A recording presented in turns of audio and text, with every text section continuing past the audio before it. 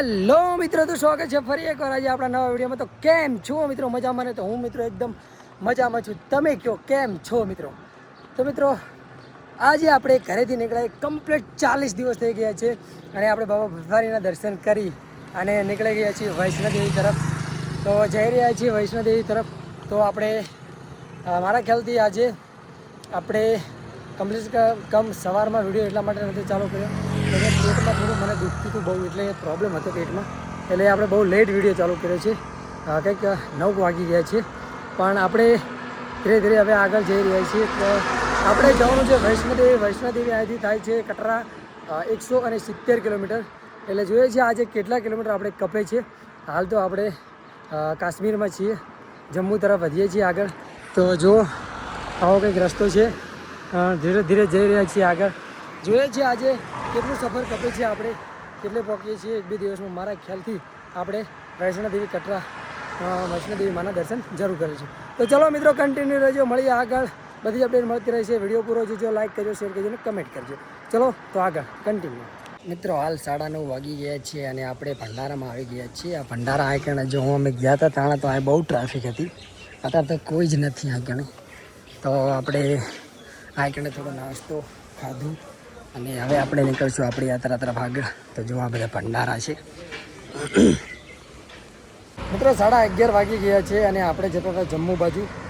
તો એક ભાઈ મને બોલાવીને જો અખરોટ એટલા ખાટા અને દાંત અંબી જાય એવા હાલ્યા છે મને કે આવો ખાઓ અને પછી શાંતિથી આગળ નીકળો. તો જો આ એમની દુકાન છે, આ પણ છે એમની દુકાન. તો એમને મને અખરોટ હાલ્યા છે, બહુ જ મજા આવી ખાવાની, મસ્ત મજાના છે, પણ ખાટા પણ એવા છે જબરજસ્ત. તો આપણે તો હવે અહીંયાથી થોડીક આગળ ટનલ રહી છે, ટનલ વાંચશું એટલે જમ્મુ આવી જઈએ છીએ આગળ ધીરે ધીરે. તો બસ આ લોકો મદદ કરી દે છે, મજા આવે છે જમ્મુમાં. મિત્રો હાલ ટાઈમની વાત કરીએ તો 12:35 થઈ છે અને અમે ફસી જાય છે ટ્રાફિકમાં. હા, એવો રૂલ્સ હોય છે કે તમને સામેથી સાધન આવે એટલે આગલા એક રૂમને ના જવા દે. તો જુઓ અત્યારે કેટલી ટ્રાફિક થઈ ગઈ છે. બધા લોકો આગળ બેઠા છે, કોઈને જવા નથી. ઓલી સાઈડની સાઈડ ચાલુ છે, આ સાઈડની બંધ. આ સાઈડની સાઈડ ચાલુ થઈ જતા એ સાઈડની બંધ થઈ જશે, કારણ કે આગળ આવે છે 9-10 કિલોમીટર ટનલ. એ ટનલ હવે અમારે પાર કરવાની છે, જોઈએ છીએ કઈ રીતે પાર કરીએ છીએ આપણે. મિત્રો હાલ 2 વાગ્યા છે અને આપણે અમરનાથથી આવતા પેનિટ ટનલ જે 9 કિલોમીટરની છે ત્યાં પહોંચી ગયા છીએ. આપણે જો સાયકલ હવે થોડા સમય વેઇટ કરવાનો છે, પછી આપણી સાયકલ એમની ગાડીમાં મૂકી દઈશું અને આપણને ટનલ પાર કરાવી નાખશે. તો થોડા સમય વાટ જોઈએ. જો આપણી સાયકલ ગાડી આપણી છે, હમણાં આપણે ટનલ પાર કરી દઈશું આપણને, પછી આપણે આગળ નીકળશું. સાયકલ આ ગાડીમાં ચડાવી દીધી છે અને આપણે હવે આ ગાડીમાં બેસી અને જવાનું છે. આ ટનલ પાર કરવાની છે. જો આ ટનલ છે તે આપણે પાર કરવાની છે. આ ટનલ છે જમ્મુ અને કાશ્મીરની. તો ફાઇનલી ગાઈસ આપણે સાયકલ આ ગાડીમાં મૂકી દીધી છે અને આ છે આપણે ડ્રાઈવર સાહેબ. તો હવે આપણને એ ટનલ પાર કરાવવા માટે આવશે. આ કાશ્મીર છે એને कश्मीर से वो जम्मू से.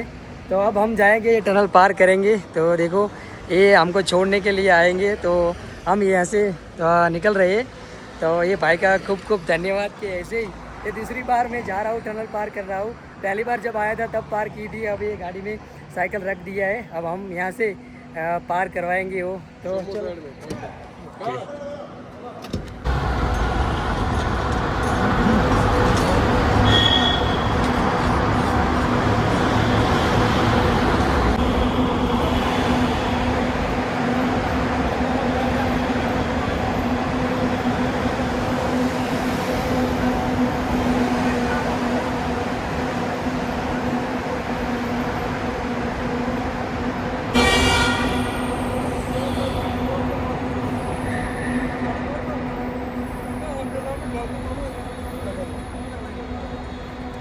ફાઇનલી મિત્રો આપણે ટનલની બહાર આવી ગયા છીએ અને અત્યારે કાશ્મીરમાં હતા, આપણે જમ્મુમાં પહોંચી ગયા છીએ.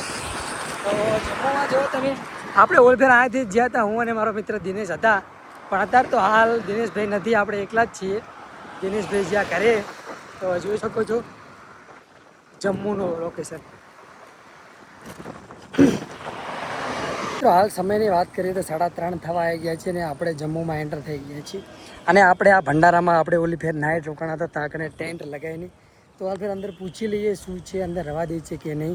આપણે જઈ રહ્યા છીએ અંદર આ ભંડારામાં કેમ્પમાં.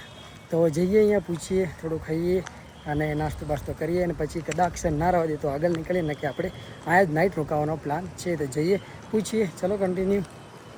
તો મિત્રો આપણે ટેન્ટમાં તો કેમ્પમાં પહોંચી ગયા છીએ અને કેમ્પનો તમે વ્યૂ જોઈ શકો છો. આવો કંઈક વ્યૂ છે. આ બધી જગ્યાએ અલગ અલગ પ્રકારની ખાવાનું મળે છે, અલગ અલગ પ્રકારનું ભોજન, ચા, રસ્તો બધી જ વ્યવસ્થા હોય છે. આ ફોટો પણ તમે પાડી શકો છો, ફોટા ક્લિપ છે બધી જ. તમે બધા લોકો ફોટા પાડે છે.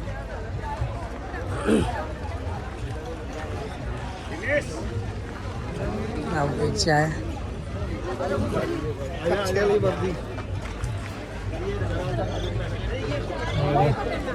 બીજું તો બધું આવું છે અને આપણે અહીંયા રોકાણા છીએ. હાલ આપણે પૂછી લઈએ કે શું આ રાત મને રવા દે છે. જો રાત રવા દે તો આપણે અહીંયા રોકાઈ જઈશું, કારણ કે આગળ પહાડી વિસ્તાર છે, આગળ જવામાં પણ રિસ્ક છે.